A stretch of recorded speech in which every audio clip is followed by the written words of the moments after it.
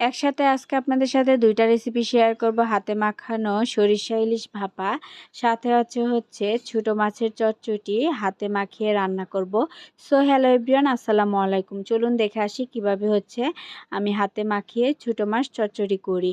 প্রথমে আমি এখানে দিয়ে দিয়েছি একটা বেগুন, তারপরে দিয়ে দিলাম একটা আলু, দুইটা মিলে কুচি করে নিয়েছি। কুচি করা পেঁয়াজ কুচি, তারপরে ৩ থেকে ৪টা কাঁচামরিচ, তারপরে দিয়ে দিলাম একটু রসুন।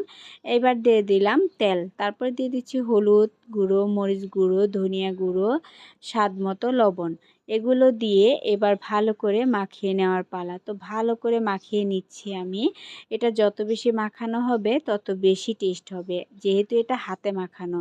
তো তাই আগেই সব কিছু মাখিয়ে নিচ্ছি। মাছ দিয়ে কিন্তু এত একটা মাখাবো না আমি, তাহলে মাছগুলো ছোট ভেঙে যাবে। এতে করে কিন্তু মাছ আর এখানে